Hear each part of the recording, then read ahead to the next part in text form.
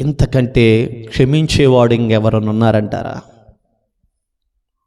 ఆయన దొరుకు కాలముందే. మీకు ఫ్రూట్స్ కనపడతాయి కొన్ని, ఈ మధ్య ఏందో మరి వెరైటీగా కనపడుతున్నాయి. కొన్ని కాయలు రావాల్సిన టైంలో రాకుండా వేరే టైంలో వస్తున్నాయి. సీతాఫలం శీతాకాలంలోనూ దొరుకుతుంది, అవునా? నేరేడుకాయలు ఎండాకాలంలోనూ దొరుకుతుంది. మళ్ళీ ఇప్పుడు కావాలంటే దొరుకుతాయా?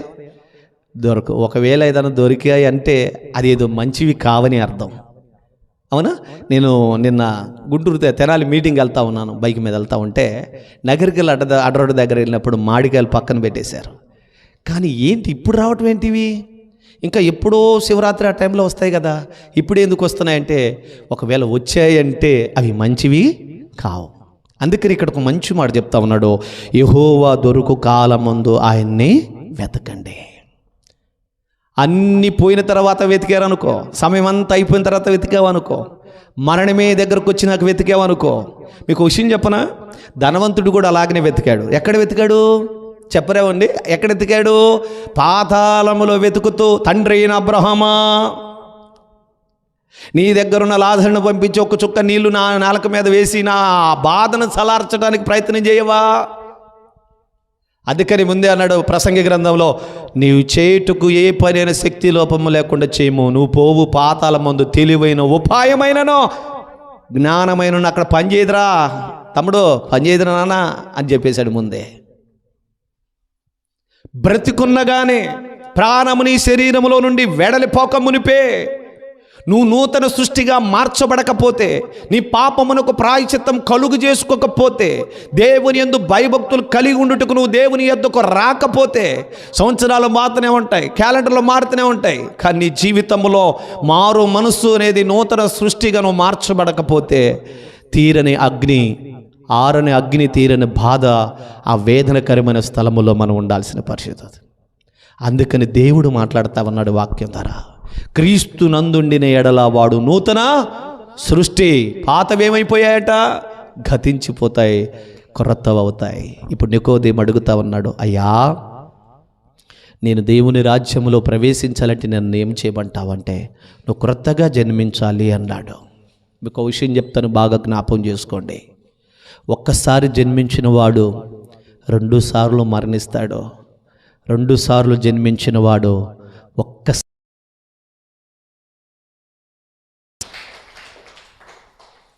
ఏమిటన్నా ఇలా అన్నారు అంటారేమో.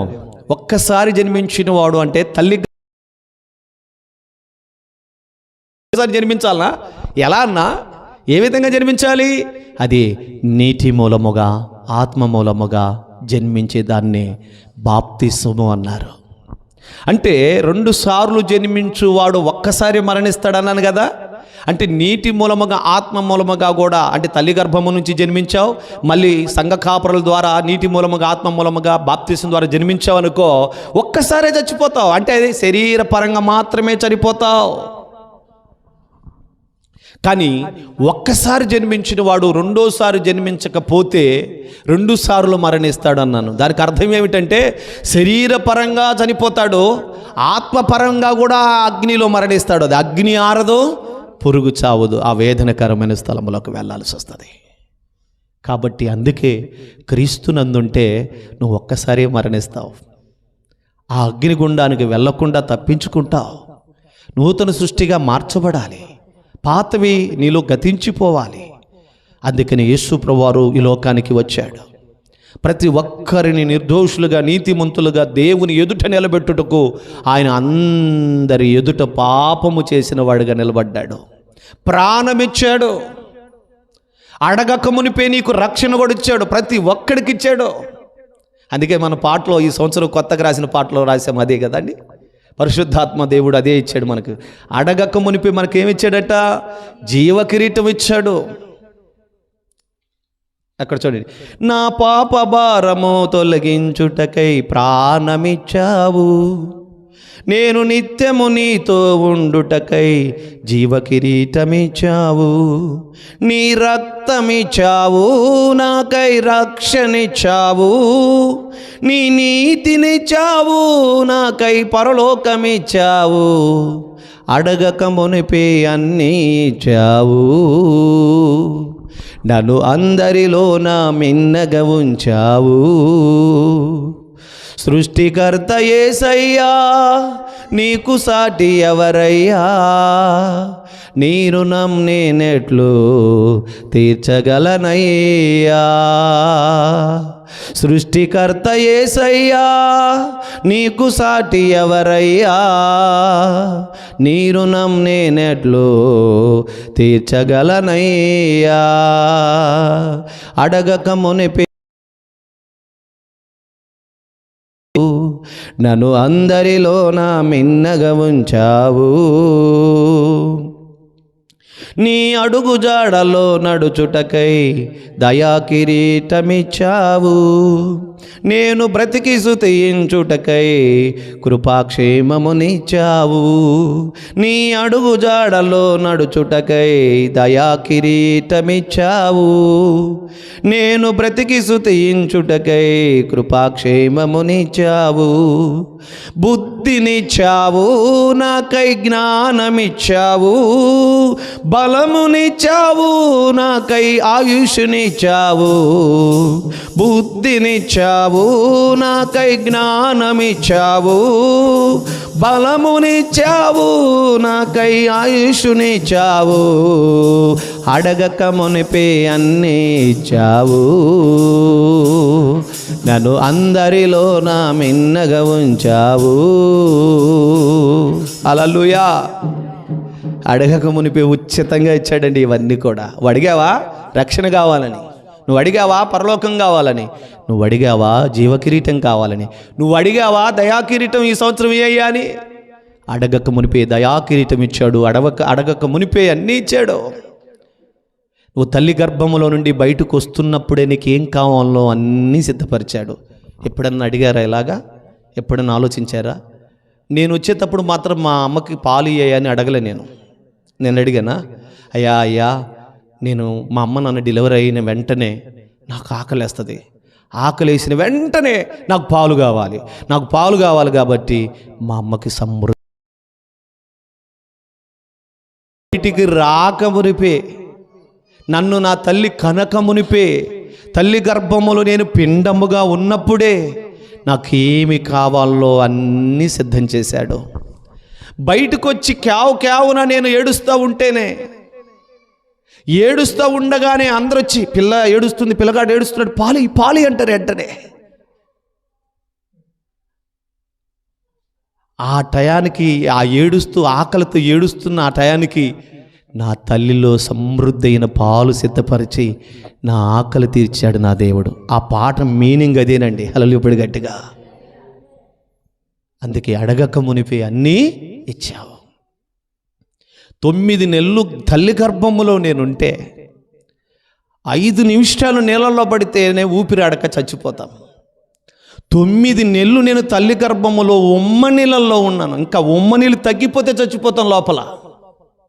ఉమ్మ నీళ్ళు ఉంటేనే బ్రతుకుతాను నేను. తెలుసా? పాప ప్రమాదంలో పడిపోయిందండి, ఉమ్మ నీళ్ళు తగ్గిపోయాయి. కానీ నీళ్ళల్లో పడితే మనం చచ్చిపోతాం. కానీ 9 నెలలు బ్రతికించాడు దేవుడు. కొట్టుగడికి చౌపాటు. నేను అడిగానా? అయ్యా లోపల ఉమ్మ నీళ్ళలో ఊపిరాడదయ్యా ఇంకా మనం ఆయన్ని బాధ పెడుతున్నాం, దుఃఖ పెడుతున్నాం, వేదన పెడుతున్నాం. చివరికి మన పాప భారం తొలగించడానికి ఏమి ఇచ్చాడంట? ప్రాణం ఇచ్చేసాడు ఆ భారం తొలగించడానికి. అందుకే ప్రయాసపడి భారం మోస్తున్న సమస్త జనులారా నా యొద్దకు రండి అన్నాడు ఆయన. విశ్రాంతిని ఇస్తానన్నాడు. అందుకని మనము క్రీస్తునందుండిన ఎడల మనం ఏమైపోతామంట? నూతన సృష్టిగా మార్చబడతాం. దావీదు జీవితంలో కూడా తప్పు చేశాడు, పాపం చేశాడు. తప్పు చేసి పాపం చేసి ఆ వ్యక్తి అన్నాడు, అయ్యా నేను పాపిని, దుఃఖపెట్టాను, నేను బాధ పెట్టాను, ఆయాస పెట్టాను. కాబట్టి నా యొక్క హృదయాన్ని, నా మనస్సును మళ్ళీ మార్చి నూతనంగా చేయి తండ్రి. నూతన సృష్టిగా చేసావు, నేను మళ్ళీ పడిపోయాను, చెడిపోయాను, మళ్ళీ నన్ను నూతన సృష్టిగా చేయి తండ్రిని ప్రాధేయపడతాడు. చూడండి కీర్తన గ్రంథం 51వ అధ్యాయము 10వ వచనాన్ని చదువుకుందాం ప్రేమ బిడ్డారా. రండి జాగ్రత్తగా కొన్ని విషయాలు మీకు చెప్పి నేను త్వరగా ముగిచేస్తా. దేవా నీ కృప చొప్పున, చూడండి ఆయన దగ్గర ఏం దొరుకుద్దంట? క్షమాపణ. దుష్టుడు తన దుష్టత్వం వలన మరణించడం ఆయనకి ఇష్టమో లేదు. యెషయా గ్రంథంలో చదువుకున్నాం కదా, ఆయన వారి యందు బహుగా జాలిపడునని ఉంది కదండి. ఆయన దొరుకు కాలమందు ఆయన వేడుకోండి, ఆయన సమీపంగా ఉన్నప్పుడు ఆయన ప్రార్థన చేయండి, అప్పుడు మీకు ఆయన సహాయం చేస్తాడన్నాను కదా. దావీదు అదే పని చేశాడండి. అయ్యా, నేను తప్పు చేసిన మాట వాస్తవమే, నేను పడిపోయిన మాట వాస్తవమే, నేను పాపములో పడిపోయిన మాట వాస్తవమే ప్రభువా, నీ సన్నిధి నుండి నన్ను తీసివేయకయ్యా, నన్ను నెట్టివేయకయ్యా అని చెప్పి ప్రార్థన చేస్తున్నాడు. చూడండి, దేవా నాయందు, దేవా ఎక్కడి చదువుతున్నావు నానా నేను 10వ వచనం అడిగాను, చెప్పు. 51 10వ వచనం. దేవా నాయందు శుద్ధ హృదయమును కలుగుజేయము, నా అంతరంగములో స్థిరమైన మనసు నూతనముగా పుట్టించుము. గడిగడిగా చోపట్లో ప్రేమ బిడ్డలారా, యెషయా ప్రవక్త ద్వారా అదే అన్నాడు. పాత వాటిని జ్ఞాపకం చేసుకోవద్దు, పూర్వపు కాలపు సంగతులను తలుసుకొని ఏడవద్దు. బిడ్డా, నువ్వు ఏడుస్తుంటే నేను చూడలేనా? అయ్యో నేను పడిపోయాను, అయ్యో నేను చెడిపోయాను, తండ్రి నేను నీ దగ్గరకు రాలేను, నాకు ముఖవేట చూపించగలను. కొంతమంది అదే చేస్తారండి. తెలిసి తెలుగు పొరపాటు చేసి ఇంకా దేవుని మందిరానికి రారు, ప్రార్థన చేయడానికి రారు. అదేమిటంటే నా ముఖం ఎలా చూపించానండి ఆయనకి, నేను ఇంత ద్రోహం చేశాను కదండి. తప్పిపోయిన కుమారుడు తప్పు తెలుసుకొని వస్తే తండ్రి చేర్చుకోలేదా? ఏమని ప్రార్థన చేశాడు? తండ్రి, నీకును నా తండ్రికి నీ విరోధంగా నేను పాపము చేశాను, కాబట్టి నేను వెళ్ళి నా తండ్రి దగ్గరికి వెళ్ళి క్షమాపణ అడుగుతానన్నాడా? నా ముఖం ఎట్లా చూపించగలను? మారే వేషం వేసుకోర్రా, నా ముఖం ఎలా చూపించగలను? నిజమే, తప్పు చేసిన వాడు తల ఎత్తుకోలేడు, తప్పు చేసిన వాడు ముఖం చూపించలేడు. ఆ మాట వాస్తవమే కాదని అన్నగాని, నువ్వు ఎలాంటి తప్పు చేసినా దేవుని యొద్దకు వస్తే నీ తల ఎత్తి మళ్ళీ నేను క్షమించి హక్కును చేర్చుకోవటానికి నా దేవుడు ఎదురు చూస్తున్నాడన్న సంగతి మర్చిపోవద్దు. కొట్టుగడిగా చెప్పండి, నీ దేవుడు మర్చిపోవద్దు, ఎదురు చూస్తున్నాడు. తప్పిపోయిన కుమారుడి కోసం తండ్రి ఎదురు చూసినట్లుగా తప్పు చేసి దేవుని యొద్దకు రాకుండా దేవునికి దూరంగా ఉంటున్న వారి కోసం ఎదురు చూస్తున్నాడు ఆయన. లోబడినల్లని ప్రజల వైపు దినమెల్ల రా, నేను క్షమిస్తాను నిన్ను, ఇక మీద ఏ పొరపాటు చేయకుండా జీవించడానికి తీర్మానం చేసుకున్నా ఎద్దొక్క రా, నూతన సృష్టిగా చేస్తాను నిన్ను, పాతవి నీలో గతింపజేస్తాను.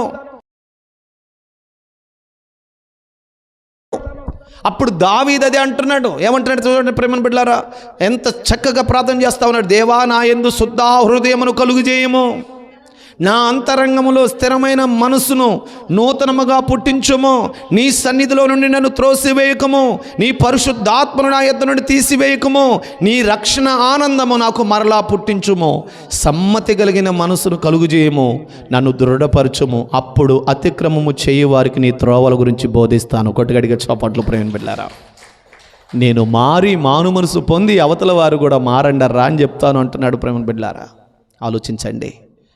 క్రీస్తు నందు ఉండిన ఎడల వాడు నూతన సృష్టి, పాతవి గతించిపోవాలి. ఇక పాతవి జరిగిస్తున్నావంటే అర్థం ఏంటో తెలుసా? నువ్వు నూతన సృష్టిగా ఇంకా మార్చబడలేదు.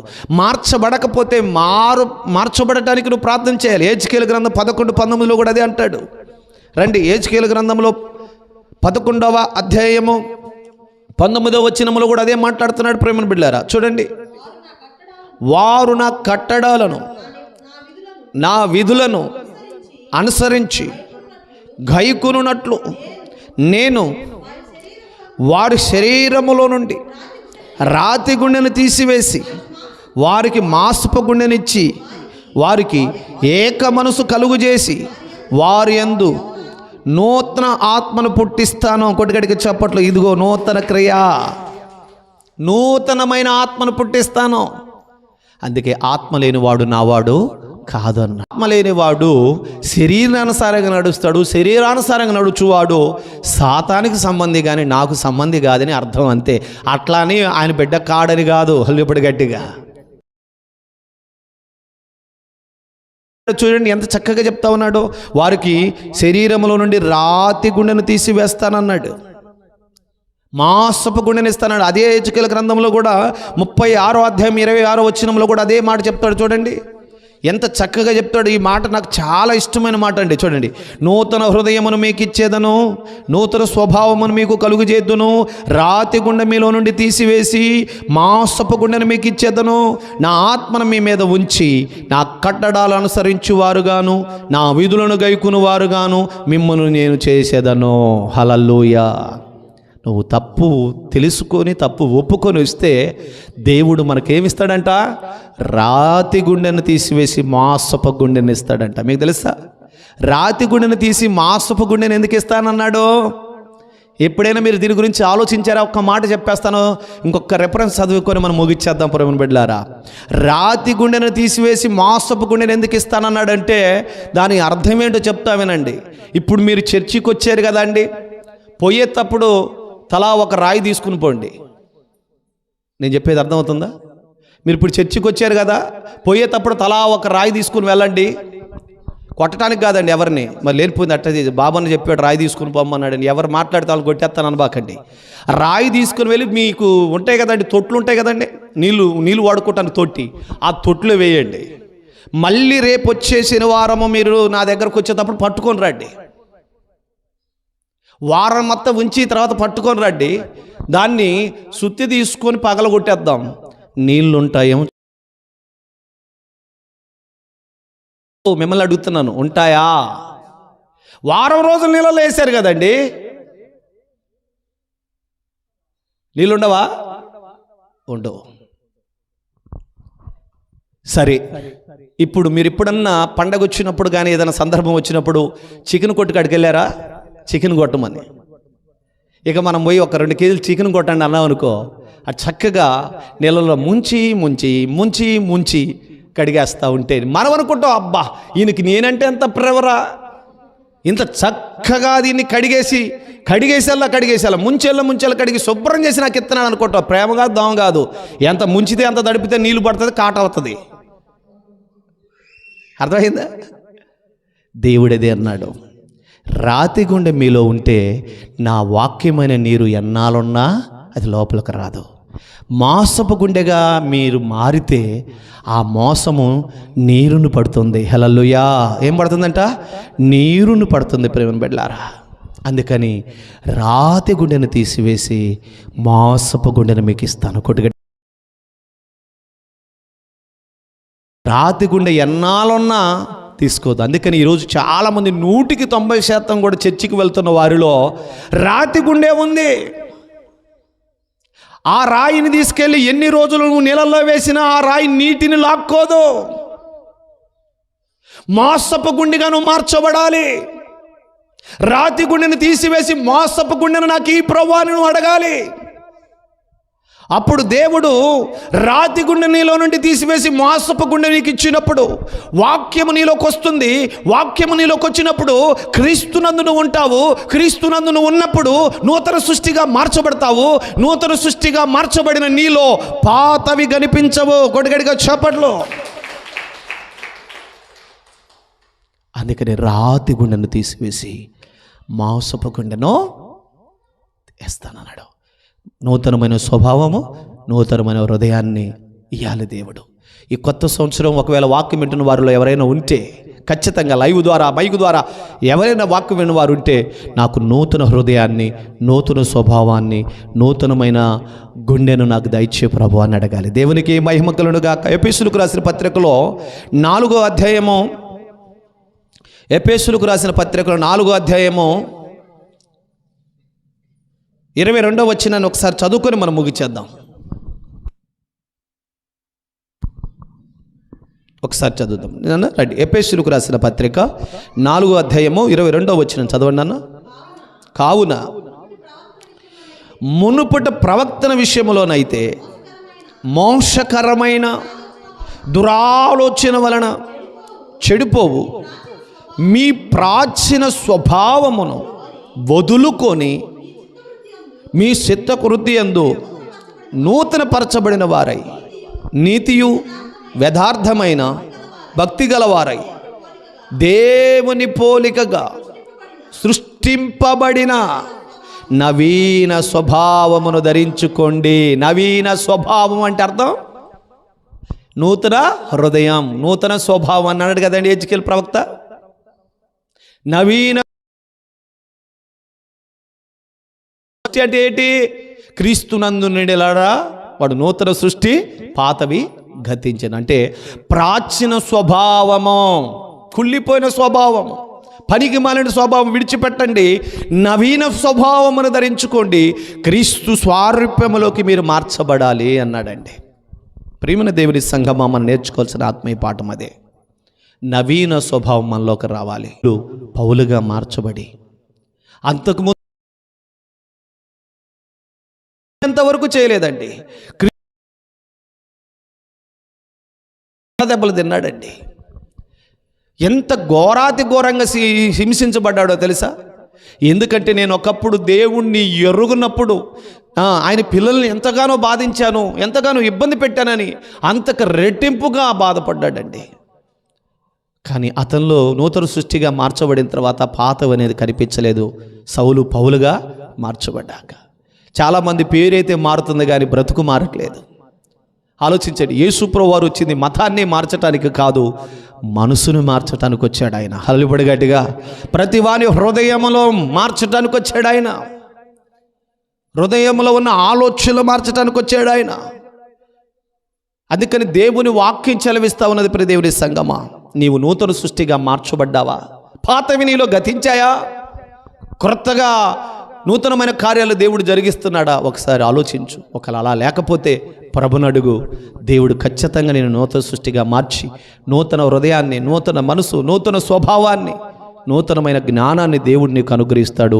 ఈ మాటలు దేవుడు మనందరి వినికిల్లో దీవించును గాక. మానవుడా కారణ జన్ముడా, నీ జన్మకు కారణముంది. మానవుడా మారణ జన్ముడా, నీ జన్మకు కారణముంది. అర్థము తెలియక నీవు వ్యర్థముగా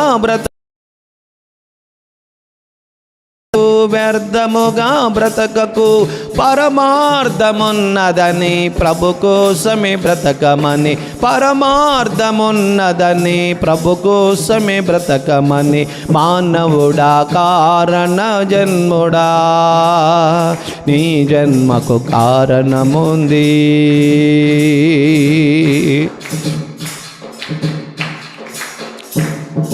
పువ్వులెందుకు, కాయలెందుకు, కళలెందుకు, ఋతువులెందుకు?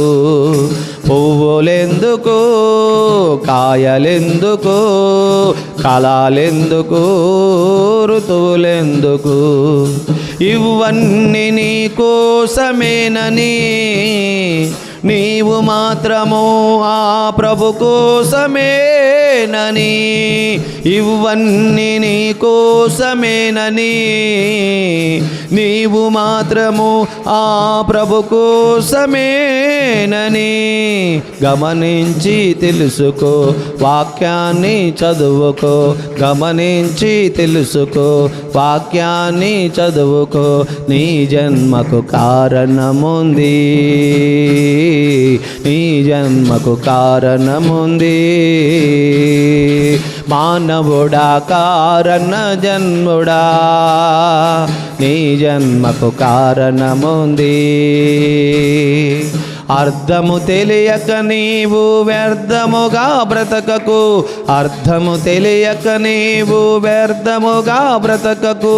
పరమార్థమున్నదని ప్రభు కోసమే బ్రతకమని, పరమార్థమున్నదని ప్రభు కోసమే బ్రతకమని. మానవుడా కారణ జన్ముడా, నీ జన్మకు కారణముంది. హల్లెలూయా. ఈ మాటలు దేవుడు మనందరి వినికిల్లో దీవించును గాక. అందరము క్రీస్తునందు నూతన సృష్టిగా మార్చబడుదుము గాక. ప్రార్థన చేద్దాం. పరిశుద్ధుడా, ప్రేమగల తండ్రి, యేసయ్యా నీకే వందనాలు. ఎవడైనాను క్రీస్తునందు ఉండిన ఎడల వాడు నూతన సృష్టి, పాతవి గతించును, ఇదిగో క్రొత్తవాయెను అని లేఖనము ద్వారా ఈ కుమారుడు పరిశుద్ధుడైన పౌలు ద్వారా మాట్లాడావు నాయనా. విన్న వాక్యం బిడ్డల హృదయాల లోతుగా నాటబడి 30 60 100 ఫలించుటకు కృప దయచేయండి. ఇప్పటికి నీ మారు మనసు పొందకపోతే, రక్షణ పొందకపోతే, అయ్యా ఈ లైవ్ ద్వారా, మైక్ ద్వారా వాక్యం వింటున్న బిడ్డల్లో ప్రతి ఒక్కరికి నూతనమైన మనసు, నూతనమైన హృదయం, నూతనమైన స్వభావమును దయచేయండి. నూతన సృష్టిగా మార్చండి. సౌలును పౌలుగా మార్చినట్టు మార్చండి. తప్పిపోయిన కుమారుని క్షమించినట్లుగా క్షమించండి ప్రభువా. అయ్యా నీవు దోషములు కనిపెట్టి చూసిన ఎడల ఎవరు భూమి మీద బ్రతికి బట్టగట్టగలరు నాయన. అయినను నీ యందు భయభక్తులు కలిగి ఉంటే నీ దగ్గర క్షమాపణ దొరుకునని, యెహోవా దొరుకు కాలమందు ఇదిగో ఆయన దగ్గరే మీకు క్షమాపణ ఉండును, బహు క్షమిస్తాడని లేఖనం ద్వారా ఉంది ప్రభువా. విన్న వాక్యము బిడ్డలలో లోతుగా నాటబడి ఈ నూతన సంవత్సరంలో నూతన సృష్టిగా మార్చబడటానికి నీ కృప దయచేయండి నాయన. కేవలం నీ కృప చేతనే మా అమ్మలను, మా సంఘ బిడ్డలను, ఈ మైక్ ద్వారా వాక్యమైన బిడ్డలను, లైవ్ ద్వారా వాక్యమైన బిడ్డలను ఎవరైనా నూతన సృష్టిగా మార్చబడకపోతే, ఇంకను పాపమనే బంధకాలలో చిక్కుకొని ఉంటే, పాపమనే ఊబిలో చిక్కుకొని ఉంటే, యేసయ్యా జాలితో, ప్రేమతో, కనికరముతో నాయన వారిని క్షమించి నూతన సృష్టిగా మార్చి, నూతన హృదయాన్ని, నూతన స్వభావం, నూతన మనసును రాతి గుండె తీసి మాసపు గుండెని దయచేయమని, సమస్త ఘనత, మహిమ, ప్రభావములు మీరు పొందుకోమని యేసయ్య పరిశుద్ధ నామములో ప్రార్థించి బతుకులాడి వేడుకొనుచున్నాము తండ్రి గారు. Amen, amen, amen. సంఘమా, క్రీస్తు సంఘమా, విమోచన గానములతో విశ్వాసముతో సాగిపోదుము. సంఘమా, క్రీస్తు సంఘమా, విమోచన గానములతో విశ్వాసముతో సాగిపోదుము. సంఘమా, ప్రియ సంఘమా, సంఘమా,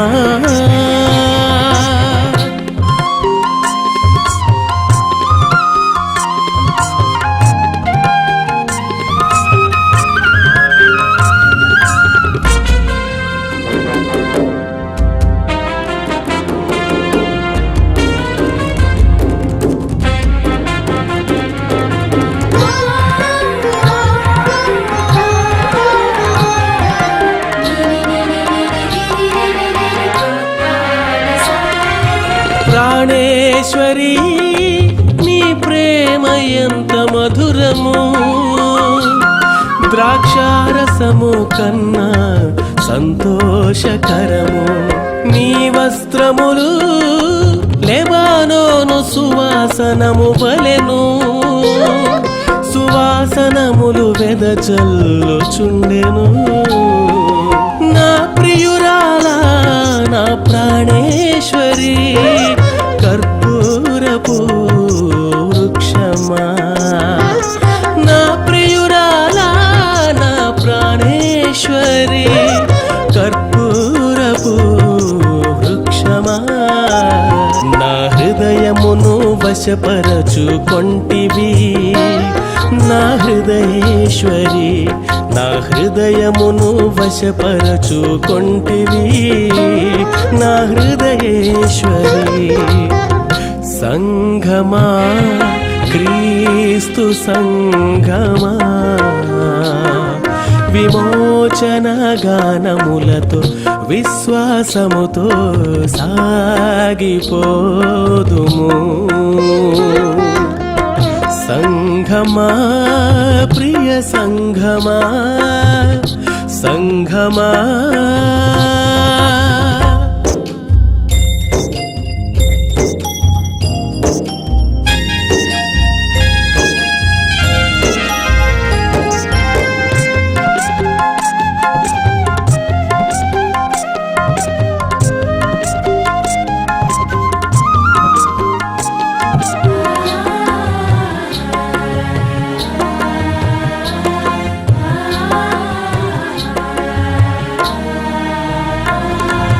సియోను కుమార్తెలార వేంచేయుడి నీ రాజును చూచుటకు, ఆ దినము అతనికి బహు సంతోషకరము. దేశమంతటా పూసి ఉన్నవి పక్షుల కోలాహలము చేయు